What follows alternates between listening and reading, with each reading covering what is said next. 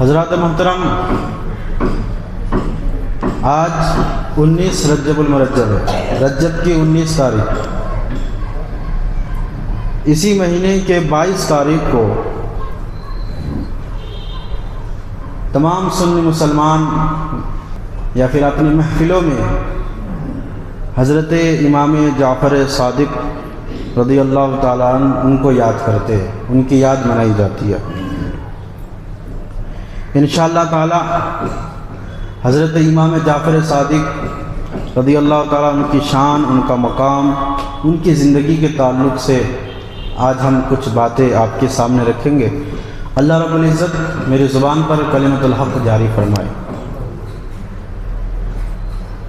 شاعر نے کہا کہ کردار میں جھلک ہے انوار مصطفیٰ کی،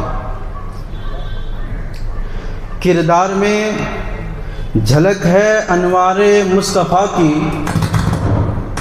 نورانی آئینہ ہے حضرت امام جعفر۔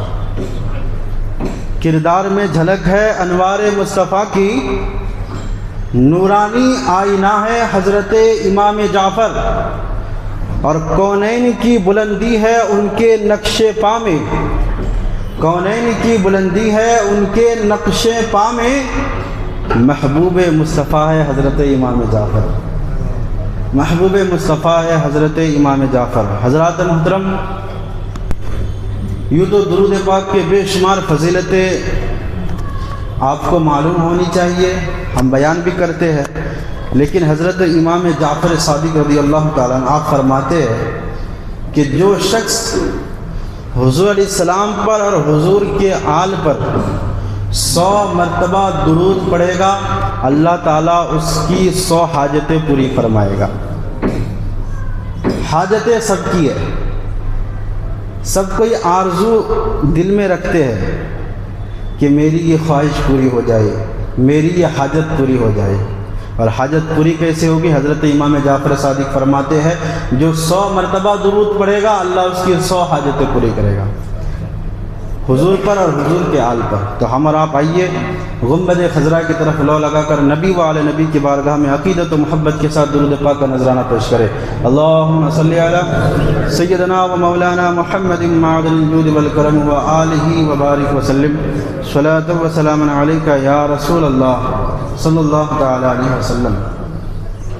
حضرت امام جعفر صادق رضی اللہ تعالی عنہ، آپ کا نام جعفر ہے اور آپ کی کنیت ابو عبداللہ یا ابو اسماعیل ہے، اور آپ کا لقب صادق ہے۔ صادق کا معنی ہوتا ہے سچا، اور آپ انتہائی سچے تھے، ہمیشہ سچ بولا کرتے تھے، اس لیے آپ کا لقب صادق ہے۔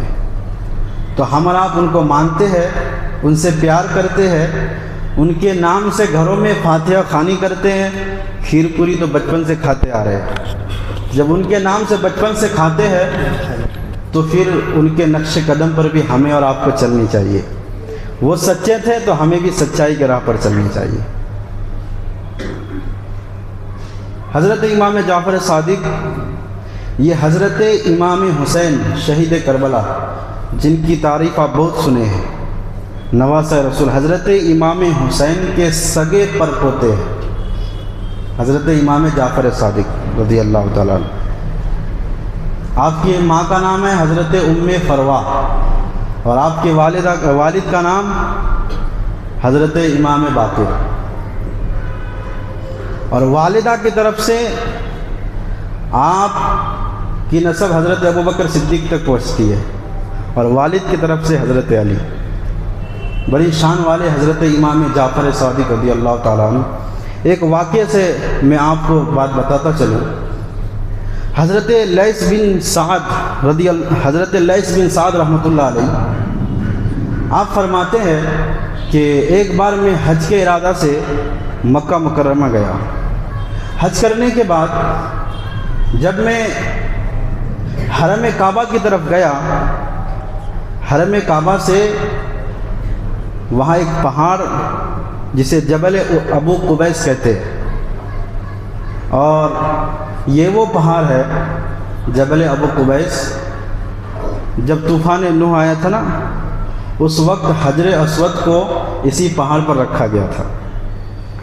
جب طوفان ختم ہوا تو پھر اللہ کی طرف سے حکم ہوا، پھر حضرت ابراہیم علیہ السلام نے اسی پہاڑ سے حجر اسود کو لے کر کعبہ کی دیوار پر نصب کیا، اور یہ وہی پہاڑ ہے جہاں پر کھڑے ہو کر میرے مصطفیٰ نے چاند کے 2 ٹکڑے کیے تھے۔ اسی پہاڑ کا نام جبل ابو قبیس ہے۔ تو حضرت لیث بن سعد کہتے ہیں کہ میں جبل ابو قبیس کی طرف گیا تو میں نے وہاں ایک بزرگ کو دیکھا۔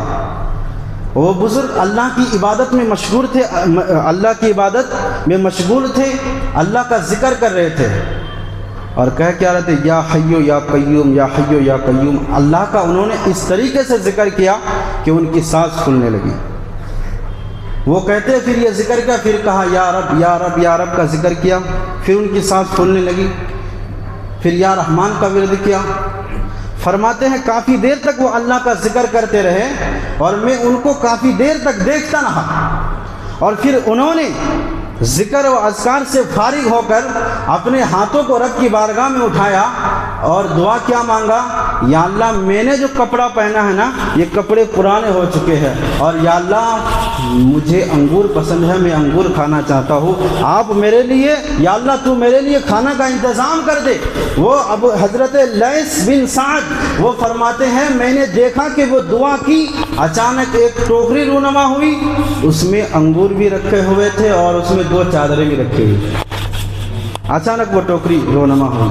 بہرحال وہ فرماتے ہیں کہ میں نے دیکھا کہ وہ بزرگ اس ٹوکری سے انگور لے کر کے کھانے ہی لگے تھے کہ میں پہنچ گیا اور میں نے کہا کہ آپ نے دعا کی، آپ کو رب کی طرف سے یہ انگور ملا، اور جب آپ دعا کر رہے تھے نا اس دعا پر آمین میں بھی کہہ رہا تھا، آپ جب دعا کر رہے تھے اس پر آمین میں بھی کہہ رہا تھا، اس لیے جو انگور آپ کھا رہے ہیں اس پر میرا بھی حق ہے، آپ مجھے بھی دیجئے، جیسے آپ بھوکے ہیں میں بھی بھوکا ہوں۔ اللہ اکبر، اللہ والے بڑے سخی ہوتے ہیں، ان کا انداز سخاوت کا انداز ہوتا ہے۔ انہوں نے جب کہا کہ مجھے بھی دیجئے تو اس بزرگ نے کہا آؤ کھاؤ، وہ بھی کھانے لگے۔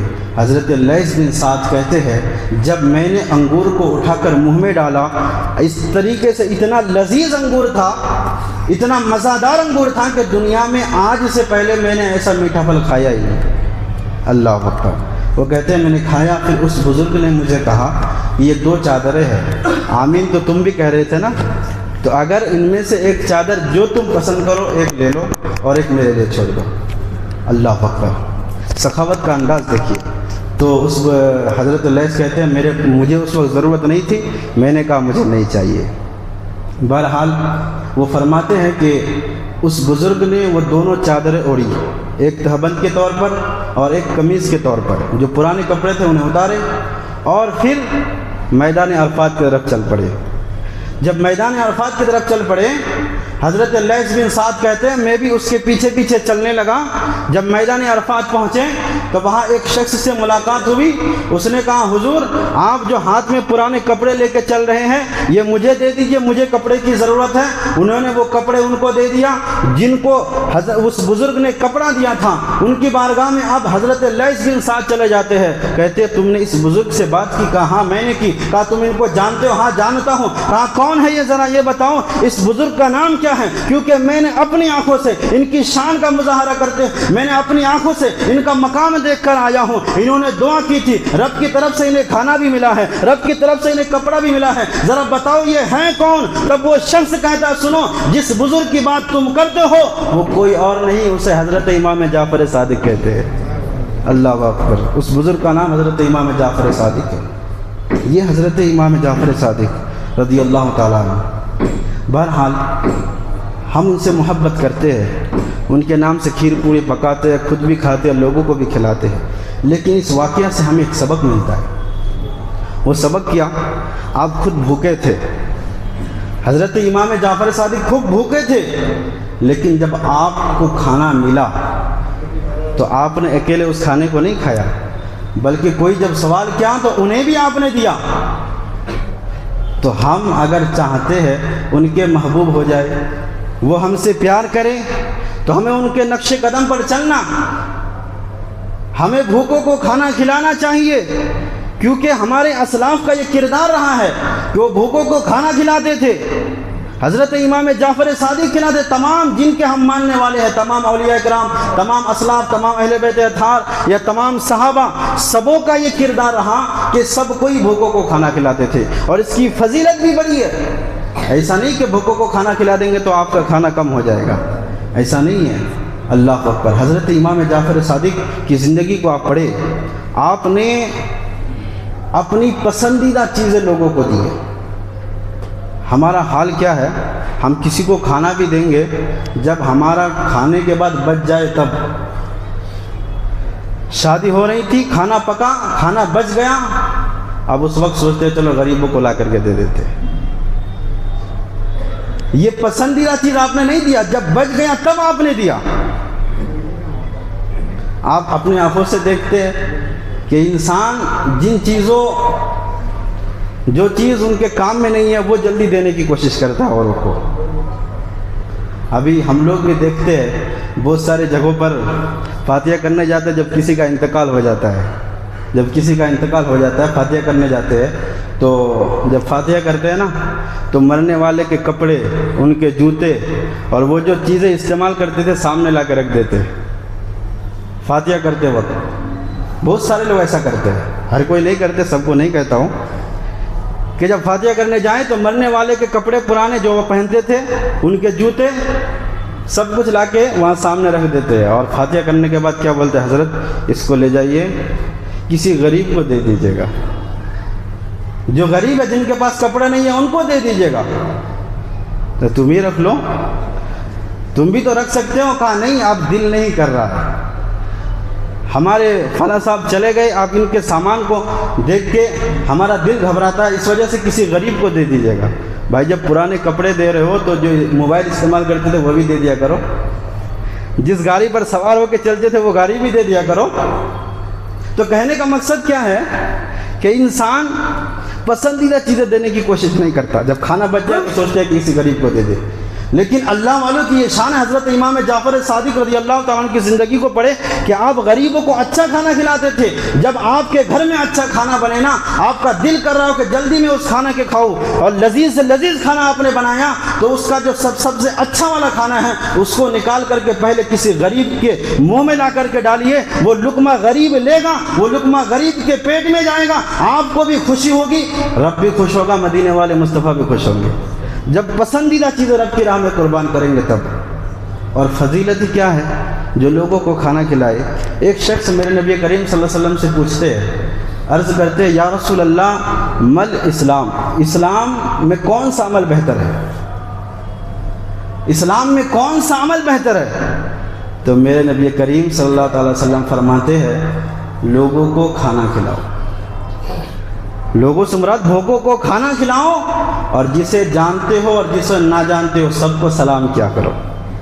حضور کی حدیث ہے، حضور سے پوچھا کون سا عمل اسلام میں بہتر ہے؟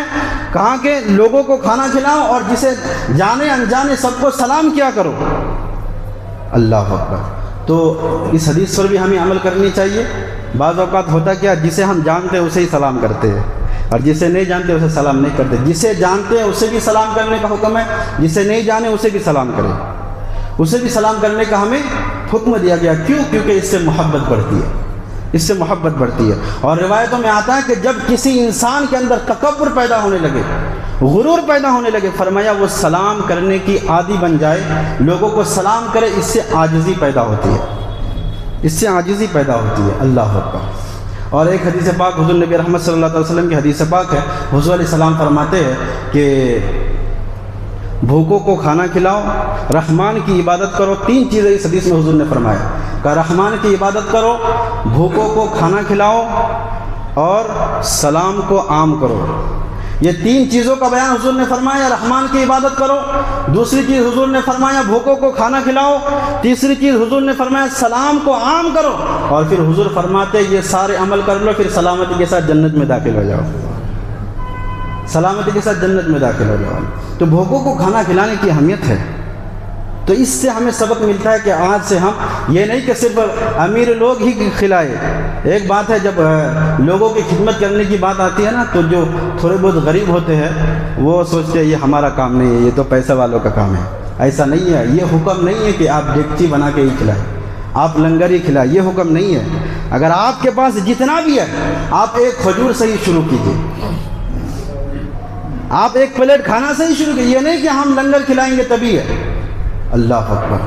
دل میں محبت ہونی چاہیے, دل میں وہ نیت ہونی چاہیے. اللہ نیتوں کو دیکھتا ہے. اور اسی واقعے سے ہمیں یہ بھی ملا کہ جن کو ضرورت ہو انہیں کپڑا بھی دینا. کہ 2 چادریں آئی تھی نا, حضرت امام جعفر صادق نے کیا کہا, ان میں سے جسے چاہے آپ رکھ لو. تو آج کل ٹھنڈی کا موسم ہے, آپ اور ہم بھی جانتے ہیں بے شمار لوگ ایسے ہیں جن کے پاس رہنے کا گھر نہیں. راستے سے آپ رات میں جائیے, راستے میں لوگ سوئے ہوئے ہیں, بھکاری لوگ, ان کے پاس ٹھنڈی کا کپڑا نہیں ہے. تو ہمیں یہ سیکھنا ہے کہ ہمیں ان کی مدد کرنا. اگر ان کے جسم میں کپڑا نہیں ہے تو انہیں کپڑا دے دے. اگر وہ بغیر کمبل کے اوڑے کوئی کمبل لا کر کے دے دے. ان کے چہرے پر مسکراہٹ لا دیجیے. اس کی فضیلت کیا ملے گی؟ میرے نبی کریم صلی اللہ تعالی وسلم فرماتے ہیں جب کوئی بندہ کسی غریب کے جسم میں کپڑا ڈالے, یعنی اس کو پہننے کے لیے کپڑا دے, میرے نبی فرماتے ہیں جب تک اس کپڑے کا کوئی بھی دھاگا اس غریب کے جسم میں رہے گا اس وقت تک وہ کپڑا دینے والا اللہ کے حفظ و امان میں رہے گا. جب تک اس کپڑے کا کوئی بھی دھاگا اس غریب کے جسم میں رہے گا اس وقت تک جو ہے وہ اللہ کے حفظ و امان میں رہے گا. یہ میرے نبی کریم صلی اللہ علیہ وسلم نے فرمایا. اور ایک بڑی حدیث حضور علیہ الصلوۃ والتسلیم کی ہے, بڑی پیاری حدیث ہے. حضور نبی رحمت صلی اللہ علیہ وسلم فرماتے ہیں کہ جو شخص کسی غریب کو کپڑا پہنائے, کسی غریب کو, کسی ننگے کو کپڑا پہنائے, میرے نبی کریم صلی اللہ علیہ وسلم فرماتے ہیں جو غریب کو کپڑا پہنائے گا اللہ تبارک و تعالی جنت میں اسے سبز جوڑا پہنائے گا, جنت میں سبز جوڑا پہنائے گا. اللہ اکبر. تو ہمیں اور آپ کو یہ سیکھنے کو ملتا, ان باتوں پر ہمیں عمل کرنا چاہیے. اب حضرت امام جعفر صادق یہ کون ہے؟ حضرت مالک بن دینار ایک دن ایک راستے سے گزر رہے ہیں, ایک جنگل کے پاس سے آپ کا گزر ہوا تو حضرت مالک بن دینار نے ایک چھوٹا سا بچہ دیکھا جو جنگل میں لکڑیاں جمع کر رہا ہے, جنگل میں لکڑیاں جمع کر رہے ہیں اور رو رہا ہے. حضرت مالک بن دینار نے جب اس بچے کو دیکھا تو خیال آیا کہ مجھے بچے کو سلام کرنی چاہیے, بچے کو مجھے سلام کرنی چاہیے. تو حضرت مالک بن دینار کہتے ہیں میں سلام کرنے کے لیے آگے بڑھا تو پھر خیال یہ آیا کہ بچہ ہی تو ہے کیا سلام کروں. خیال ہی تو آیا, خیال کیا ہے کہ بچہ ہی تو ہے کیا سلام کروں. پھر فرماتے ہیں پھر میرے دل میں یہ خیال آیا کہ جب حضور بچوں کو سلام کرتے تھے تو پھر میں کیوں نہ کروں. تو حضرت مالک بن دینار کہتے ہیں میں اس بچے کے قریب گیا, میں نے اس بچے کو سلام کیا اور جب میں نے سلام کیا نا تو ادھر سے اس بچے نے جواب دیا وعلیکم السلام یا مالک ابن دینار. کیا کہا؟ وعلیکم یا مالک ابن دینار. حضرت مالک بن دینار پریشان تھے, یار نہ میں اسے جانتا ہوں نہ یہ مجھے جانتا ہے, نہ میں اسے پہچانتا ہوں نہ یہ مجھے پہچانتا ہے, اور نہ کبھی میں اس سے ملا ہوں نہ یہ مجھ سے کبھی ملا ہے, میں اسے نہیں جانتا. لیکن یہ چھوٹا سا بچہ ہے, لکڑیاں جمع کر رہا ہے, رو رہا ہے. جب میں نے سلام کیا تو یہ میرا بھی نام لیا, میرے باپ کا بھی نام لیا, میرا بھی نام لیا, میرے باپ کا بھی نام لیا. حضرت مالک بن دینار حیران اور پریشان ہو کر پوچھتے بچے میں نے تم سے کبھی نہیں ملا, تم مجھے نہیں جانتے ہو, مجھے بھی جانتے ہو, میرے باپ کا نام بھی جانتے ہو. تو اس بچے نے کہا میں تمہیں کیا بتاؤں, جو رب کو جانتا ہے وہ سب کو جانتا ہے, جو رب کو جانتا ہے وہ سب کو جانتا ہے. اللہ اکبر. حضرت مالک بن دینار کہتے ہیں بہت ہوشیار لگتے ہو, چھوٹے سے بچے بہت ہوشیار لگتے ہو. اللہ اکبر. کہتے ہیں کہ شاید کہ تمہارے ماں باپ نے تم پر ظلم کیا, اس وجہ سے تمہیں لکڑیاں جمع کرنے کے لیے جنگل بھیجے ہیں تمہارے ماں باپ نے. اللہ اکبر. تو بچہ کہتا نہیں آپ میرے ماں باپ سے بدگمان نہ ہوئیے, میرے ماں باپ اچھے ہیں لیکن میں اپنے ماں باپ کی مدد کے لیے لکڑی جمع کرنے کے لیے آیا ہوں, اور میں جو رو رہا ہوں اس کی وجہ لکڑیاں جمع کرنا نہیں ہے, رونے کی وجہ یہ ہے کہ میں جب لکڑیاں جمع کر کے اپنے گھر لے کے جاتا ہوں، ان لکڑیوں میں میری ماں جب آگ لگاتی ہے، بڑی لکڑیوں میں آگ لگاتی ہے تو آگ نہیں لگتی ہے، پھر چھوٹی لکڑیاں ڈالتی ہیں پھر آگ لگ جاتی ہے۔ میں یہ سوچ کر رو رہا ہوں کہ جہنم میں جب جہنم بھڑکائی جائے گی، بڑے بڑے گنہگار ڈالے جائیں گے، کہیں ایسا نہ ہو کہ جہنم میں اس وقت آگ نہ لگے، پھر ہم جیسے چھوٹے چھوٹے گنہگاروں کو ڈال دیا جائے۔ یہ سوچ کر کے میں رو رہا ہوں۔ ذرا سوچنے کی بات ہے کہ اس زمانے کے چھوٹے سے بچے کی یہ سوچ تھی، لیکن آج ہم گناہ پر گناہ کرتے ہیں، یہ ہمارے اندر خیال نہیں آتا کہ ہمیں اللہ جہنم میں ڈالے گا۔ حضرت مالک بن دینار نے کہا تم بہت دانشور لگتے ہو، بہت سمجھدار لگتے ہو، کہا کہ میں تم سے ایک سوال کرنا چاہتا ہوں۔ حضرت مالک بن دینار نے کہا میں تم سے سوال کرنا چاہتا ہوں۔ کہا کرو، اگر معلوم ہوگا تو جواب دوں گا۔ تو کہا سوال یہ ہے اے بچے، ذرا یہ بتا دل اور نفس میں فرق کیا ہے؟ ایک ہوتا ہے دل اور ایک نفس۔ کہتے ہیں کہ دل اور نفس میں فرق کیا ہے، ذرا یہ تم مجھے بتاؤ۔ تو اس بچے کا جواب کیسا تھا، ذرا غور سے سنیے گا، محبت سے سنیے گا۔ وہ بچہ کہتا ہے کہ اے مالک میں تمہیں کیا بتاؤں، جب تو اس جنگل سے گزر رہا تھا، گزرتے گزرتے تمہارے اندر یہ خیال آیا کہ مجھے اس بچے کو سلام کرنی چاہیے، مجھے اس بچے کو سلام کرنا چاہیے۔ تو کہا کہ ہاں مجھے یہ خیال آیا۔ کہا کہ یہ جو تمہیں خیال آیا نا، یہ تمہارا دل تھا، یہ تمہارا دل تھا۔ کہا پھر تھوڑی دیر کے بعد تمہیں خیال آیا کہ بچہ ہی کہا کیا سلام کروں؟ کہا ہاں مجھے ایسا ہی خیال آیا تھا۔ کہا کہ یہ تمہارا نفس تھا، یہ تمہارا نفس تھا، کیونکہ انسان کا دل انسان کو گناہ کی طرف نہیں لے جاتا، گناہ کی طرف انسان کا نفس لے جاتا ہے۔ اس وجہ جب تو نے سوچا کہ میں سلام کروں، یہ دل تھا، پھر جس نے تمہیں سلام کرنے سے روکا یہ نفس تھا، پھر تم نے یہ سوچا کہ جب حضور بچوں کو سلام کرتے تھے تو میں بھی کروں، تو یہ تمہارا دل تھا۔ حضرت مالک بن دینار حیران و پریشان تھے کہ بات میں دل میں سوچ رہا تھا، میری دل کی بات یہ چھوٹا سا بچہ بتا رہا ہے۔ آج لوگ نبی کی غیب پر باتیں کر رہے ہیں، نبی کے علم غیب پر باتیں اٹھا رہے ہیں کہ نبی کو پیٹھ پیچھے کی خبر نہیں، نبی کو علم غیب نہیں۔ یار نبی کی شان تو ورا الورا ہے، میرے نبی کے گھرانے کا وہ چھوٹا سا بچہ تھا جس نے حضرت مالک بن دینار کی دل کی ساری باتیں ان کے سامنے بکھیر کے رکھ دیا تھا۔ اسی وجہ سے تو کہا گیا ہے اور کوئی غیب کیا تم سے نہیں ہو بھلا، جب نہ خدا ہی چھپا تم پہ کروڑوں درود۔ جب میرے نبی کے گھرانے کے چھوٹے سے بچے کے علم کا یہ عالم ہے تو مدینے والے مصطفیٰ کے علم کا عالم کیا ہوگا، حضور کے علم کا عالم کیا ہے؟ یہ چھوٹا سا بچہ ان کے علم کا کہ دلوں کی باتوں سے باخبر ہو گئے۔ اللہ اکبر۔ بہرحال حضرت مالک بن دینار حیران و پریشان تھے۔ اللہ اکبر۔ آپ کو بتاؤ یہ چھوٹا سا بچہ کون تھا؟ یہ چھوٹا سا بچہ جس نے حضرت مالک بن دینار جو دل میں سوچ رہا تھا ان باتوں کو بتایا، اسی بچے کا نام تاریخ میں حضرت امام جعفر صادق آتا ہے۔ یہ حضرت امام جعفر صادق اللہ نے کیا مقام عطا فرمایا تھا۔ آپ ایک مرتبہ حج کو جا رہے تھے، حضرت امام جعفر صادق حج کو جا رہے تھے، آپ کے پڑوس میں ایک شخص رہتا تھا، آپ کا پڑوسی تھا، وہ آپ کے پاس آتا ہے اور آ کے کہتا ہے حضور میرا گھر میں بیچنا چاہتا ہوں۔ کہتا ہے حضور میں اپنا گھر بیچنا چاہتا ہوں۔ حضرت امام جعفر صادق کہتے ہیں گھر بیچنا چاہتا ہوں اچھی بات ہے، لیکن میں ابھی حج کو جا رہا ہوں اور میرے پاس اتنا مال نہیں، ابھی میرے پاس اتنی دولت نہیں کہ میں تم سے گھر کی قیمت تمہیں دے سکوں۔ کہا کہ حضور مجھے ابھی تو بیچنا ہے، مجھے ابھی ضرورت ہے۔ تو حضرت امام جعفر صادق کہتے ہیں ٹھیک ہے تم یہ گھر مجھے دے دو، میں تمہیں اس کے بدلے میں جنت میں گھر دیتا ہوں۔ اللہ اکبر۔ یہ مالک جنت کی اولاد کے انداز ہوتے ہیں۔ کہتے ہیں کہ وہ گھر تم مجھے بیچ دو، اس کے بدلے میں تمہیں جنت میں گھر دیتا ہوں۔ اور اس زمانے کے لوگ کتنے عقیدے کے سچے تھے نا، انہوں نے یہ نہیں کہا کہ جنت تو صرف اللہ ہی دے سکتا ہے، یہ نہیں کہا، بلکہ کہا حضور ایسی بات ہے تو ٹھیک ہے میں آپ کو اپنا گھر دیا، آپ جنت میں مجھے گھر دیجئے، اور اس بات کی کوئی سند تو ہونی چاہیے نا، سند بھی ہونی چاہیے۔ تو پھر انہوں نے ایک پرچی لایا، ایک کاغذ لایا، حضرت امام جعفر صادق نے اس میں لکھ دیا کہ تم نے مجھے اپنا گھر دیا، میں نے جنت میں تمہیں گھر دیا۔ اللہ اکبر۔ بہرحال حضرت امام جعفر صادق یہ کام کر کے حج کو چلے گئے۔ جب حج کو گئے خدا کا کرنا یہ ہوا کہ وہ شخص بیمار پڑ گیا جس نے گھر بیچا تھا، بیمار پڑ گیا، اسی حالت میں موت بھی ہو گئی۔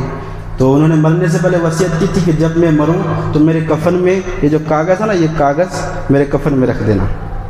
بہرحال جب باپ کی موت ہوئی جب اس شخص کی موت ہوئی تو ان کی جو اولاد تھی، ان کے جو بیٹے تھے، ان کی نیت بدل گئی کہ یہ گھر اب کسی نے لے لیا۔ جس گھر میں میرے ابو رہتے تھے انہوں نے کہا یہ گھر تو ہمارا ہونا چاہیے۔ حضرت امام جعفر صادق گھر سے آئے، یہ لوگ گھر میں قبضہ کر کے رکھے تھے۔ کہا یہ گھر میرا ہے؟ کہا نہیں، یہ تو میرے ابو کا گھر ہے، یہ ہمارا گھر ہے۔ آپ کا کیسے؟ کہا میں نے خریدا تھا تمہارے ابو سے۔ کہا کیا ثبوت ہے آپ نے خریدا تھا؟ کتنی قیمت دی تھی؟ کہا قیمت نہیں دی تھی، بلکہ میں نے یہ گھر خریدا تھا، اس کے بدلے میں جنت میں نے اسے گھر دیا تھا۔ کہا آپ کی بات کیسے مان لیں؟ آخرت کی بات ہے، ہم کیسے مان لیں؟ اور جس پرچی پر آپ نے لکھا تھا وہ پرچی تو ان کی قبر کے اندر ہے، اب کرے تو کیا کریں؟ ان کے وارثوں نے کہا کہ آپ صرف ایسے ہی کہہ رہے، آپ نے کوئی گھر خریدا نہیں۔ تو حضرت امام جعفر صادق نے اپنے باپ کو بلاؤ، کہا کہ میرے باپ کا انتقال ہو گیا۔ کہا انتقال ہو گیا تو جاؤ ان کے قبر پر جا کر کے پوچھو، وہ تمہیں بتائیں گے کہ میں نے ان سے گھر خریدا تھا کہ نہیں خریدا تھا۔ ان کے سارے بچے قبر کے اوپر جاتے ہیں، جا کر کے پوچھتے ہیں، فرمایا گیا ان کے قبر پر وہی پرچی رکھی ہوئی تھی، وہی کاغذ ان کے قبر پر رکھا ہوا تھا۔ ایک طرف حضرت امام جعفر صادق کی تحریر لکھی تھی اور یہ لکھا ہوا تھا کہ میں نے ان سے یہ گھر خریدا، اس کے بدلے میں جنت میں گھر دیا۔ اسی پرچی کے دوسری طرف اس صاحب قبر کی تحریر لکھی ہوئی تھی اور اس میں یہ لکھا تھا کہ بیٹو میں نے انہیں یہ گھر بیچا تھا امام جعفر صادق کو، اور انہوں نے جو مجھے جنت میں گھر دیا، ان کے وعدے کے مطابق مجھے جنت میں گھر مل چکا ہے۔ اللہ اکبر، وعدے کے مطابق جنت میں وہ گھر مل چکا ہے۔ یہ حضرت امام جعفر صادق رضی اللہ تعالیٰ عنہ، اللہ نے کیا مقام عطا فرمایا تھا، کیا شان عطا فرمایا تھا، اللہ اکبر۔ تو جب انہوں نے، ان کے بچوں نے وہ پرچی لی تو پھر انہیں ماننا ہی پڑا۔ یہ حضرت امام جعفر صادق جو دنیا میں لوگوں کو جنت تھے، لیکن عاجزی، اس قدر آپ کے اندر عاجزی تھی، آپ کے اندر اس قدر انکساری تھی کہ حضرت امام جعفر صادق جب نماز کے بعد لوگوں سے مصافحہ کرتے تھے نا، مصافحہ کرنے کے بعد محبت سے لوگوں سے کہتے تھے، یار اگر تمہاری قیامت کے دن مغفرت ہو جائے نا تو میری بھی سفارش کر دینا۔ اتنا مقام ہے کہ لوگوں کو خود جنت بانٹ رہے ہیں، اتنا بڑا مقام ہے، اور کہہ کیا رہے ہیں کہ اگر تمہاری مغفرت ہو جائے تو میری سفارش کر دینا، اگر میری مغفرت ہو جائے تو انشاءاللہ میں تمہاری سفارش کر دوں۔ یہ عاجزی، جب بندہ عاجزی کی انتہا پر جاتا ہے نا تو پھر اللہ اس کا مقام بلند کرتا ہے۔